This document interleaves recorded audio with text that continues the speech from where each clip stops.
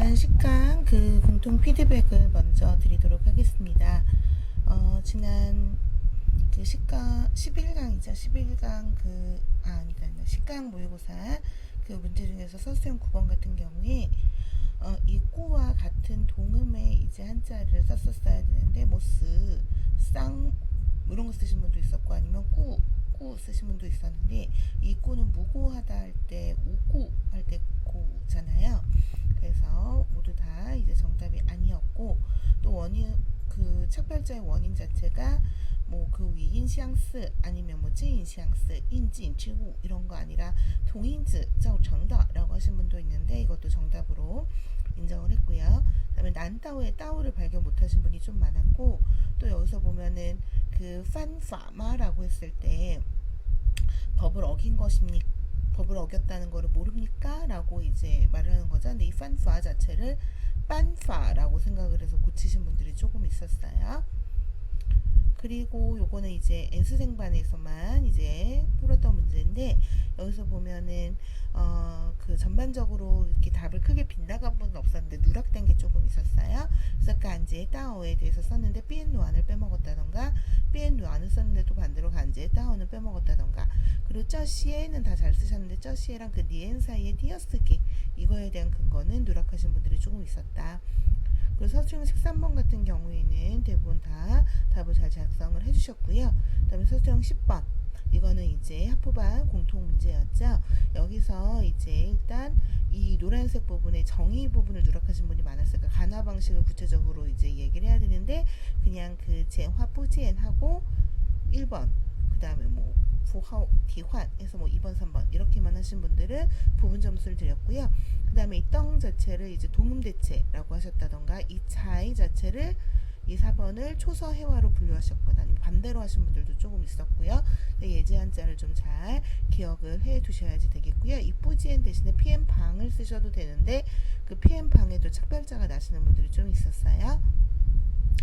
그리고 문법 부분에서는 논술 8번에서 이제 이 목적어가 모일 때 이 보어가 어떻게 위치한다 아니면 보어가 뭐를 나타낼 때 어디에 위치한다 이런 앞에 조건이 이제 정확해야 되는데 그 조건 자체가 좀 잘못되어 있는 경우가 많았어요.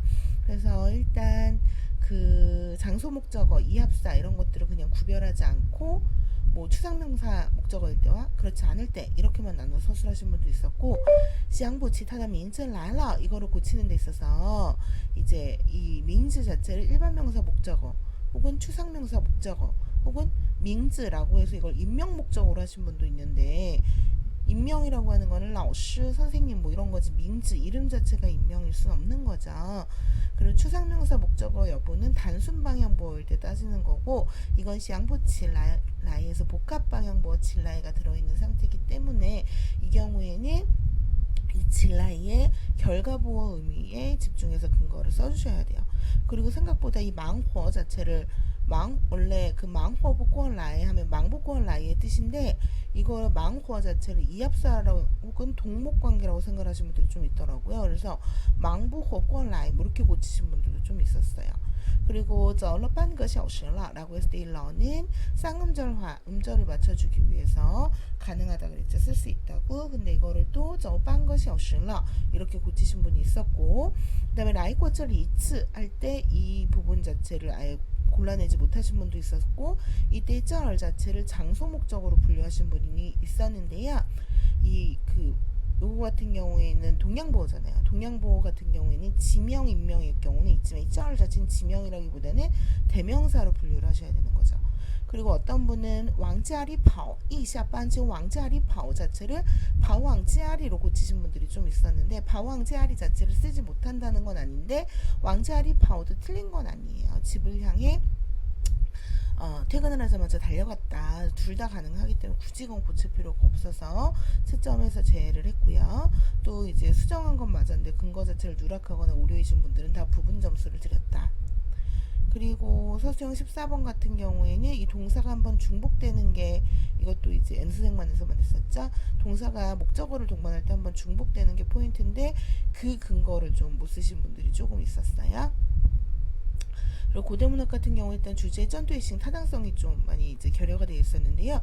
유림령 같은 경우에는 뭐 이거를 님에 대한 그리움을 나타낸다, 외로움을 나타낸다, 아니면 여인의 슬픔을 나타낸다라고 했는데 여기서 나타나는 구체적인 감정은 남녀가 서로 이제 헤어짐을 앞두고 서로 아쉬워하는 게 이제 포인트인 거죠. 그래서 리베 중시 이게 이제 가장 포인트가 돼야 되고요. 또 오면 아니면 리오리엔 그 미련이라든가 리비에 시비에 이런 것들이 이제 포인트가 돼야 되고요. 이번에 주제 자체를 그 어떤 난크 이멍 뭐 이런 식으로 이제 그 일장 춘몽 애국 정신 이런 걸로 이제 표현하신 분이 많았는데 요거 자체는 화이차이 보위가 이제 포인트다. 그리고 이게 완약판 호방파이다 보니까 품격 자체를 그냥 만약 호방 썼으니까 했다 치고 밑에 이런 부분을 쓰신 분들이 많았는데 이건 품격을 쓰라고 했으니까 이제 완약이다 호방이다 이렇게 써주셔야겠죠. 그리고 완약하다 자체가 좀 여성성을 가진다, 여성적 문학이다라고 한다고 해서 이거를 막 위싱 뭐 이렇게 이거는 좀 남성적이다 해서 난싱 막 이렇게 쓰시는 분도 있어요. 근데 그런 것들은 이제 한국적인 표현이니까 쓰시면 비문이 됩니다.